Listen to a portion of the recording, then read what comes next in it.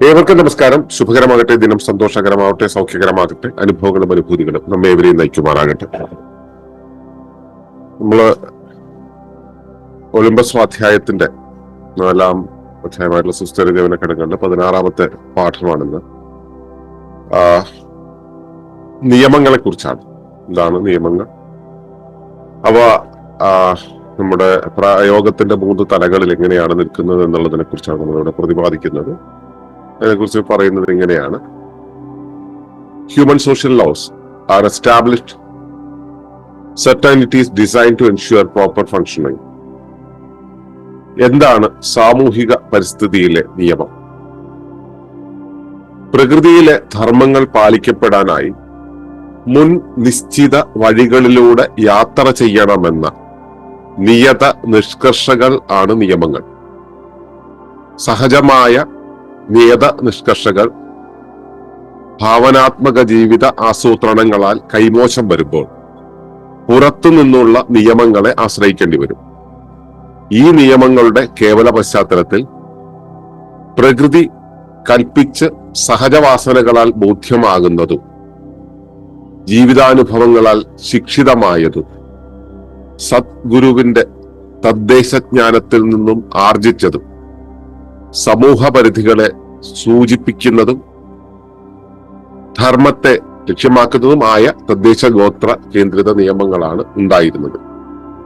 വിസ്ഫോടന പശ്ചാത്തല കാലത്ത് ക്രമങ്ങൾ കൽപ്പിച്ചതും യുക്തിപാഠങ്ങളാൽ ബോധ്യമാകുന്നതും വിദ്യാലയ പ്രേരിതാനുഭവങ്ങളാൽ ശിക്ഷിതമായതും ആധികാരിക സർവകലാശാല സാങ്കേതിക പരിശീലകരിൽ നിന്നും ആർജിച്ചതും ഭൗമപരിധികളെ അതിലംഘിക്കുന്നതും ധാർമ്മികതയില്ലാത്തതും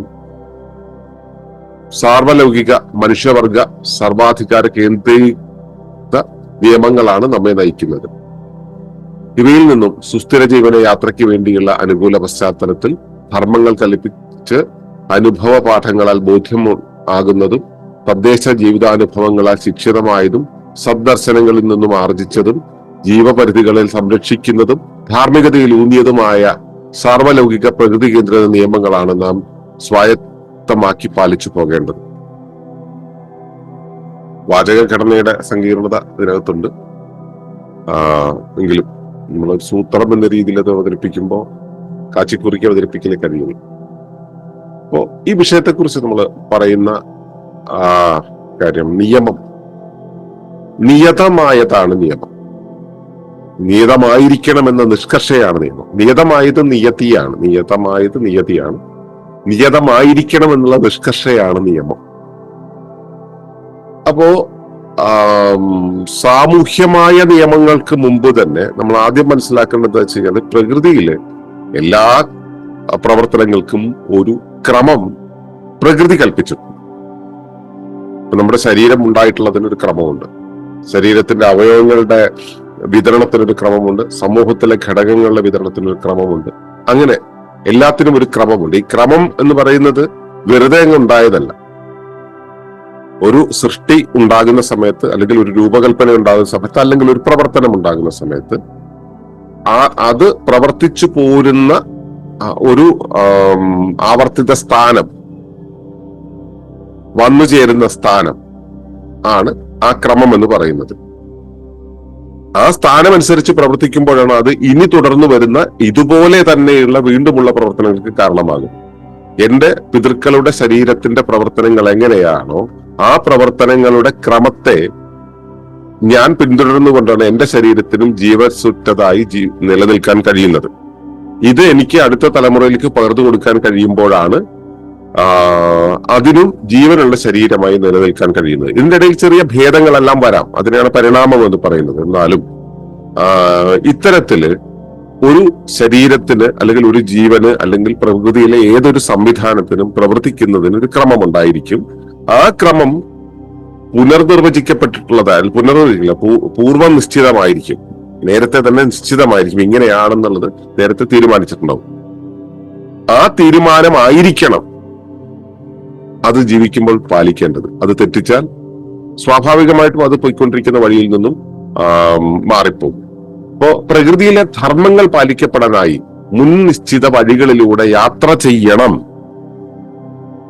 എന്ന നിയത നിഷ്കർഷകളാണ് നിയമങ്ങൾ.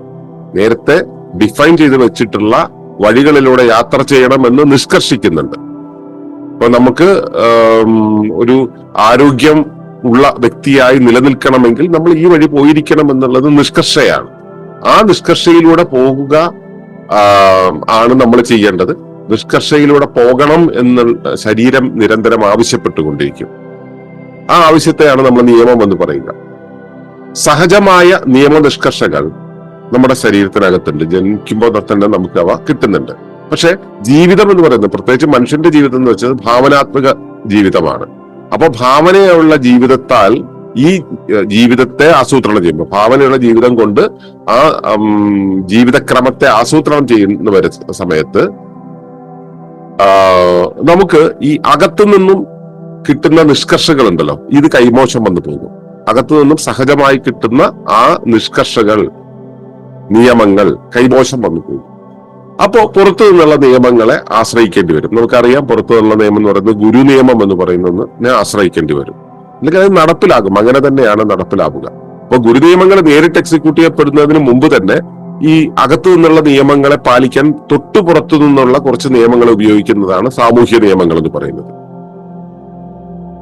മനസ്സിലായല്ലോ? അകത്തുള്ള നിയമങ്ങൾ പാലിക്കപ്പെടാൻ നമ്മൾ നിയുക്തരാണ്. അത് നമ്മൾ പാലിക്കുന്നില്ലെങ്കിൽ, അത് നമ്മൾ തെറ്റിക്കുകയാണെങ്കിൽ ഉറപ്പായിട്ടും ഉപരിവ്യവസ്ഥയുടെ നിയമങ്ങൾ അവിടെ പാലിക്കപ്പെടും. അതിനെയാണ് ഗുരു നിയമങ്ങൾ എന്ന് പറയുക. അപ്പൊ ഈ ഗുരു നിയമങ്ങൾ പാലിക്കപ്പെട്ടു കഴിഞ്ഞാൽ പിന്നെ നമ്മുടെ അസ്തിത്വം തന്നെ ചോദ്യം ചെയ്യപ്പെടും. അപ്പോ അകത്തു നിന്നുള്ള നിയമങ്ങളെ പാലിച്ചേ പറ്റൂ. പക്ഷെ അകത്തു നിന്നുള്ള നിയമങ്ങളെ നമ്മൾ ഈ ഭാവനയുടെ ലോകത്ത് ജീവിക്കുന്നതുകൊണ്ട് നമുക്ക് പലപ്പോഴും നഷ്ടമാകുന്നു. അതേക്കുറിച്ചുള്ള വിവരം നഷ്ടമാകുന്നു. അപ്പോഴോ അത് പുറത്തു നിന്നും അത്തരം ഒരു സെറ്റ് ഓഫ് റൂൾസ് എടുത്തുകൊണ്ട് നമ്മൾ അകം നിയമങ്ങൾക്ക് തത്തുല്യമായ രീതിയിൽ അതിനെ നടത്തിക്കൊണ്ടു പോകുന്നു. വലിയ പരിക്കില്ലാത്ത രീതിയിൽ കൊണ്ടുപോകുന്നു. അതിനാണ് പുറം നിയമങ്ങൾ എന്ന് പറയാം. പുറം നിയമം എന്ന് വെച്ചാൽ ബാഹ്യ പരിസ്ഥിതിയുടെ നിയമങ്ങളല്ല, സാമൂഹ്യ നിയമങ്ങളാണ്. ആ സാമൂഹ്യ നിയമങ്ങൾ എന്ന് പറയുന്നത് ജീവിതത്തിന്റെ സമസ്ത മേഖലയിലും ഉണ്ടാകും.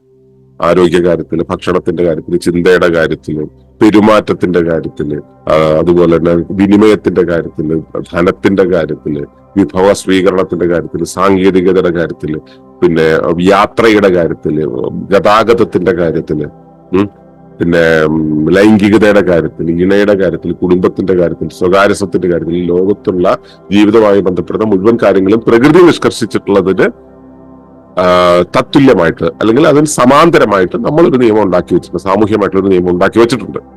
മിക്കവാറും കാര്യങ്ങളിൽ അത് കാണാൻ കഴിയും. ചിലയിടത്തൊക്കെ അത്തരം നിയമങ്ങൾ നമ്മൾ കാണുകയില്ല, നിയമങ്ങൾ ഉള്ളത് നമ്മൾ അറിയുകയില്ല. നിയമങ്ങൾ തെറ്റിയാൽ ഉണ്ടാവുന്ന പ്രശ്നം എന്താണെന്ന് വെച്ച് കഴിഞ്ഞാൽ, നിയമം ഉണ്ടാകുന്നത് എന്തിനു വേണ്ടിയാണ്? എന്ത് സുരക്ഷയ്ക്ക് വേണ്ടിയാണോ, സുസ്ഥിരതയ്ക്ക് വേണ്ടിയാണ്? അതില്ലാതെയാവും. അപ്പൊ റോഡ് മുറിച്ച് കിടക്കുന്ന സമയത്ത് ഇടത്തും വലത്തും നോക്കി കിടക്കുക എന്നുള്ളത് ഒരു നിയമമാണ്.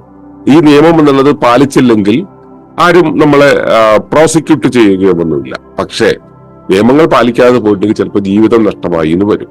അപ്പൊ നിയമങ്ങൾ എന്ന് പറയുന്നത് അടിച്ചേൽപ്പിക്കുന്ന നിയമങ്ങളുടെ, അടിച്ചേൽപ്പിക്കാതെ ഇങ്ങനെയൊക്കെ വേണമെന്ന് നിഷ്കർഷിക്കുന്ന നിയമങ്ങളുണ്ട്. പാലിക്കണമെങ്കിൽ പാലിക്കാം, പാലിച്ചില്ലെങ്കിൽ ചിലപ്പോൾ ജീവൻ പോയി എന്ന് വരും. അപ്പൊ അത്രയും പ്രാധാന്യമുള്ളതാണ് നിയമങ്ങൾ. അപ്പൊ ഇവയുടെ 3 തലങ്ങൾ നമുക്ക് വിശകലനം ചെയ്യണമല്ലോ. അതാണല്ലോ നമ്മുടെ രീതി. അപ്പൊ ഇതിൽ കേവല പശ്ചാത്തലത്തിൽ പ്രകൃതി കൽപ്പിച്ച് സഹജവാസനകളാൽ ബോധ്യമാകുന്നതാണ് നിയമങ്ങൾ. അതായത് നമ്മുടെ അകത്തുള്ള നിയമങ്ങൾ എന്ന് പറയുന്നത് പ്രകൃതി കൽപ്പിച്ചതാണ്. പ്രകൃതിയാണ് അത് തീരുമാനം എടുത്തത്, ഇങ്ങനെ ആയിരിക്കണം, ആ നിയതം ആകണം എന്ന് പറഞ്ഞത് പ്രകൃതിയാണ്. സഹജവാസനകളിലൂടെയാണ് അത് ബോധ്യമാകുന്നത്. നമുക്ക് മനസ്സിലാകുന്ന സഹജവാസനകളിലൂടെ. കേവല പശ്ചാത്തലത്തിലെ കാര്യമാണ് പറയുന്നത് കേട്ടോ. ഇപ്പൊ ആധുനിക പശ്ചാത്തലത്തിൽ അങ്ങനെ ഒരു സംഭവം ഇല്ലല്ലോ, നമുക്ക് ബോധ്യമാവില്ലല്ലോ.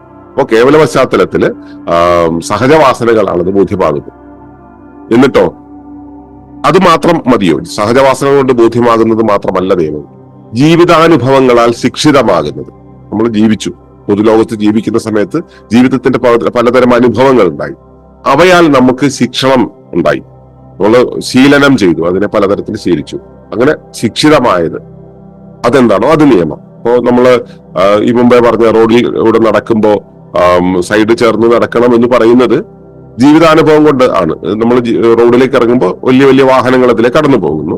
ആ കടന്നു പോകുന്ന വാഹനങ്ങൾ വരുന്ന സമയത്ത് അത് മേലെ ഇടിക്കാതിരിക്കണമെങ്കിൽ നമ്മൾ വശം ചേർന്ന് പോകേണ്ടതുണ്ട് എന്നത്.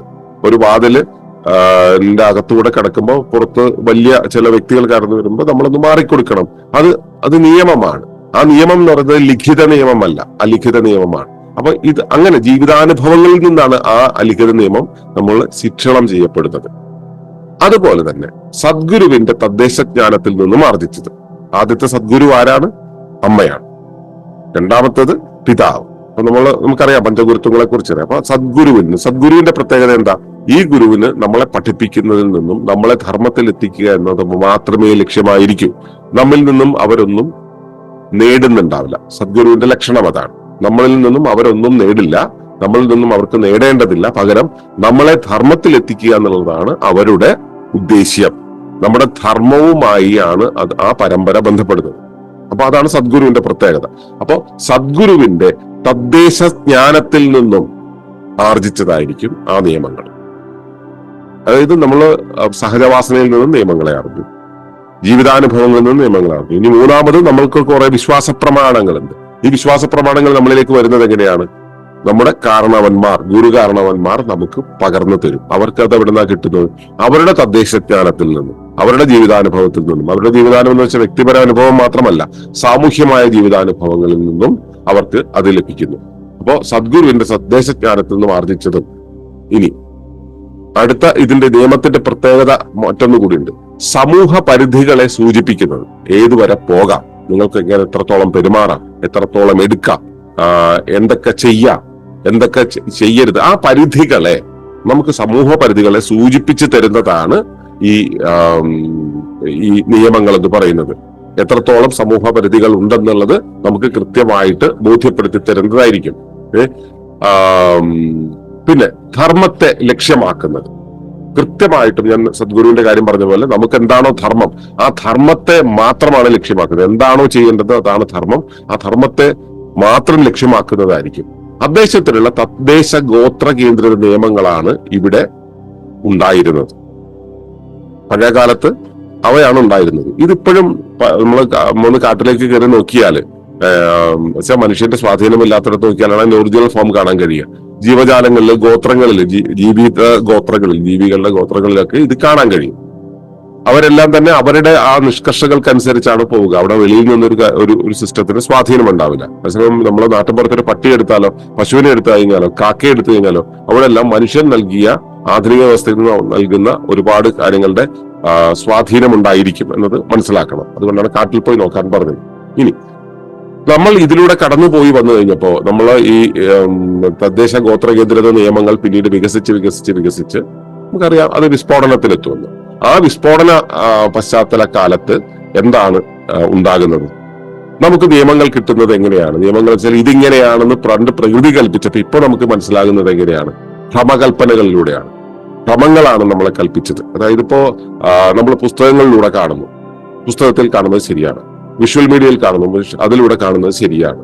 പാഠപുസ്തകത്തിൽ കാണുന്നു, അത് ശരിയാണ്. അല്ലെങ്കിൽ നമ്മളെ യൂണിവേഴ്സിറ്റിയിലെ മറ്റേ ആള് പറഞ്ഞു, അതുകൊണ്ട് അത് ശരിയാണ് എന്ന് പറയുന്ന ഒരവസ്ഥയിൽ നമ്മൾ കേൾവിയിൽ അധിഷ്ഠിതമായിട്ടുള്ള കാര്യങ്ങൾ, ഇവയെക്കുറിച്ച് നമുക്ക് വലിയ സാങ്കേതിക പരിജ്ഞാനമില്ല.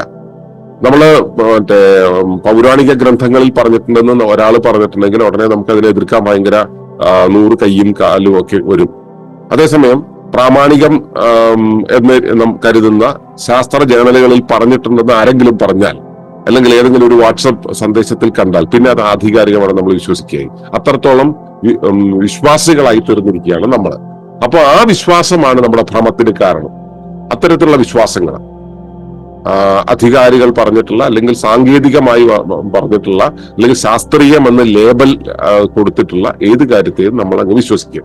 അത്തരത്തിലുള്ള വിശ്വാസങ്ങൾ നമുക്ക് നൽകുന്ന ഭ്രമകൽപ്പനകൾ ഉണ്ടല്ലോ, ആ ഭ്രമങ്ങളാണ് ഇത്തരം വിശ്വാസത്തെ ആന്തരികമായി കൽപ്പിക്കുന്നത് പ്രാഥമികമായിട്ട്.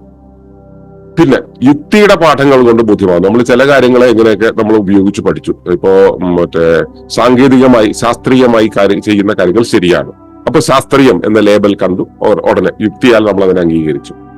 നമ്മുടെ യുക്തി കൊണ്ട് ഈ കാര്യം ഇങ്ങനെ പ്രവർത്തിക്കുന്നതാണ് നമുക്കൊരു തോന്നലുണ്ടായി. അപ്പൊ വീണ്ടും അത്തരം ഒരു കാര്യം കണ്ട് നമ്മൾ അതിനെ അംഗീകരിച്ചു. ഇപ്പൊ ഈ രീതിയിൽ നമ്മൾ അംഗീകരിക്കുന്നത് അത് അങ്ങനെയാണ് ചെയ്യേണ്ടത് എന്ന ഒരു കാര്യം. നമ്മൾ വീടാണെങ്കിൽ അത് കോൺക്രീറ്റ് കൊണ്ടായിരിക്കണം, നമ്മുടെ ഉള്ളിൽ അറിയാതെ വന്നു കയറുന്ന ഒരു നിയമമാണ്.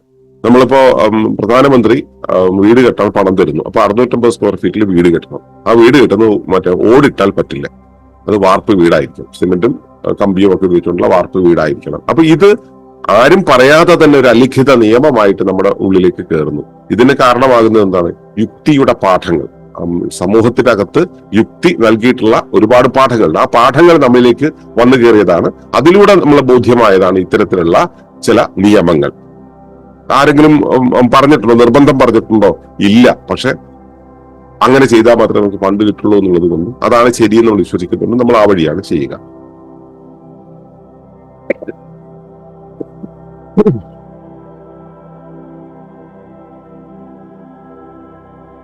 പിന്നെ വിദ്യാലയ പ്രേരിത അനുഭവങ്ങൾ, വിദ്യാലയത്തിന്റെ അകത്തു നിന്ന് കിട്ടുന്ന അനുഭവങ്ങൾ.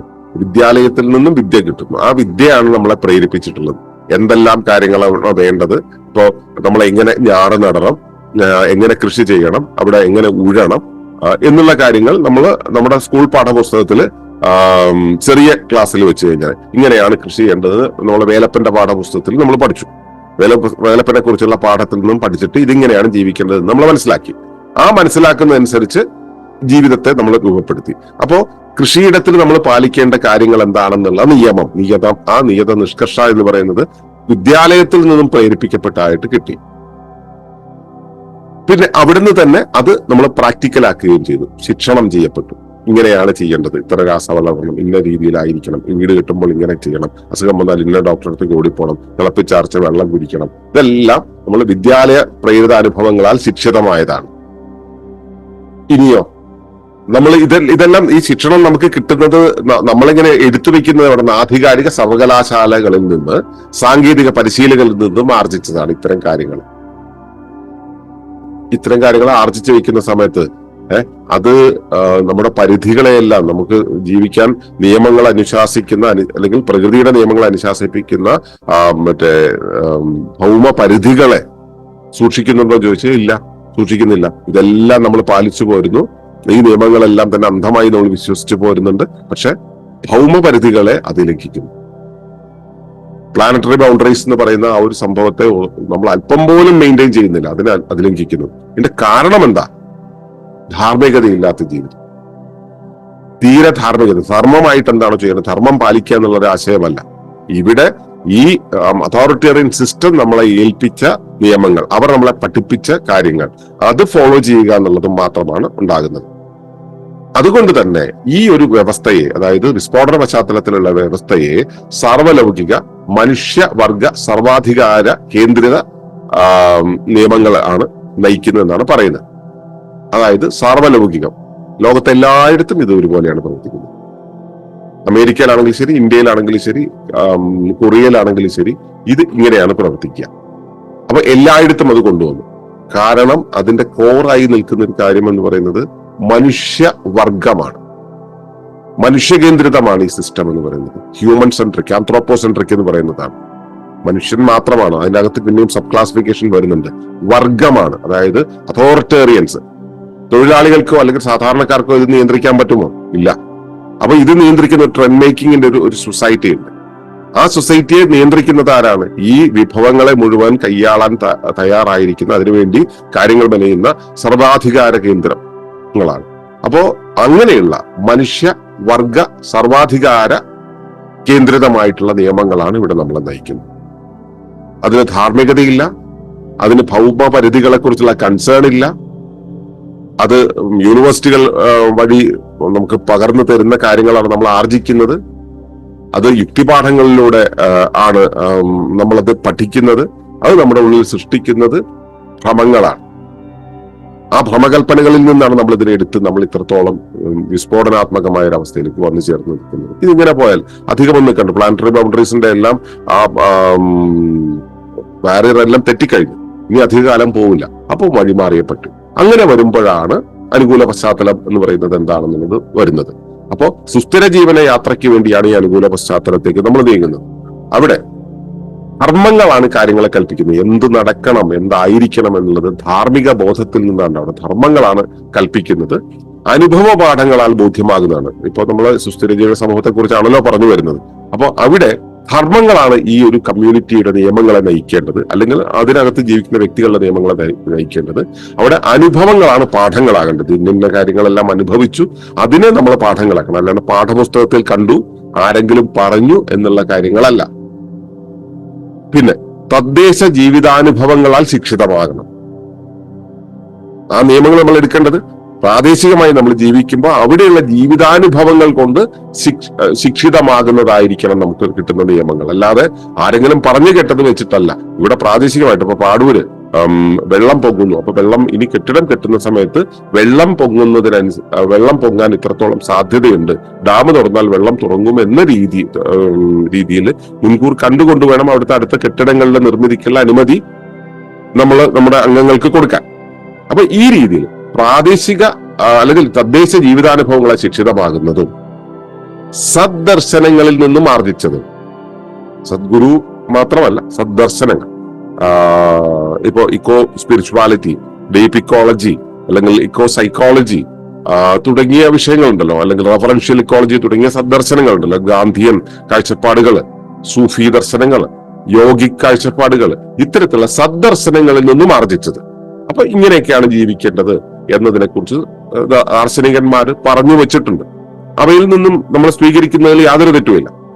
അത് സദ്ദർശനമാണ്. കാരണം അവയ്ക്ക് ധാർമ്മികതയുണ്ട്, അവയ്ക്ക് കരുണയുണ്ട്, അവയ്ക്ക് സ്നേഹമുണ്ട്, മൂല്യങ്ങളുണ്ട്.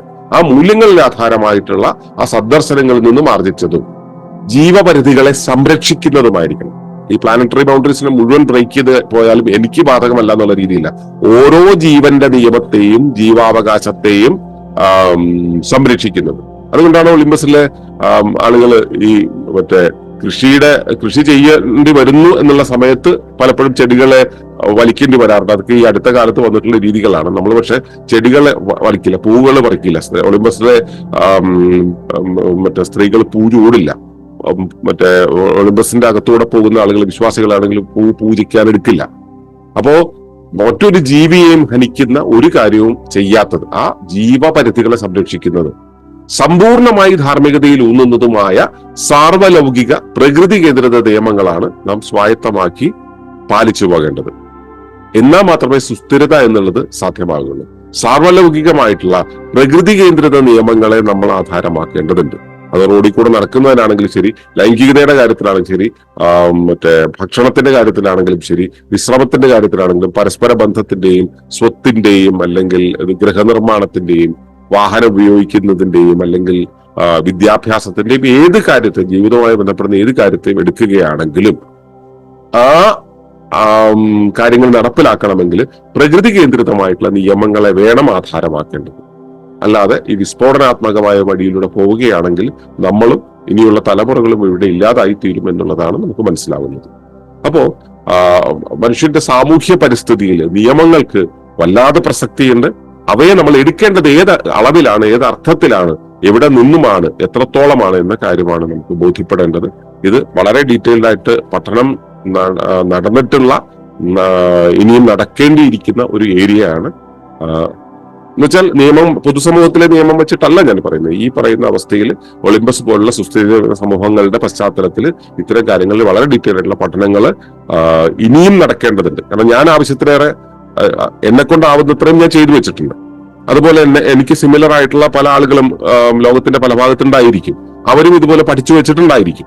പക്ഷെ അത്രയും കൊണ്ട് പോരാ. സുസ്ഥിര ജീവിത സമൂഹത്തിന്റെ വഴികളിലേക്ക് വരുന്ന ഓരോരുത്തരും ഇത്തരം കാര്യങ്ങളെ കുറിച്ച് വളരെ ഡീറ്റെയിൽഡ് പഠിച്ച് കോൺട്രിബ്യൂട്ട് ചെയ്താൽ മാത്രമേ ഇനി വരുന്ന തലമുറയ്ക്ക് ഇത് ഗുണപ്പെടുകയുള്ളൂ, പൂർണ്ണമായിട്ട് ഗുണപ്പെടുകയുള്ളൂ എന്നുള്ളതാണ് എനിക്ക് പറയാനുള്ളത്. അതുകൊണ്ട് തന്നെ പ്രകൃതി കേന്ദ്രിത നിയമങ്ങളെ കണ്ടെത്തി അതിനകത്തേക്ക് മടങ്ങി നിൽക്കുവാനുള്ള വിധേയത്വം സുസ്ഥിര ജീവന സമൂഹത്തിലെ ഓരോരുത്തർക്കും ഉണ്ടാകട്ടെ എന്ന് പ്രാർത്ഥിക്കുന്നു. നന്ദി, നമസ്കാരം.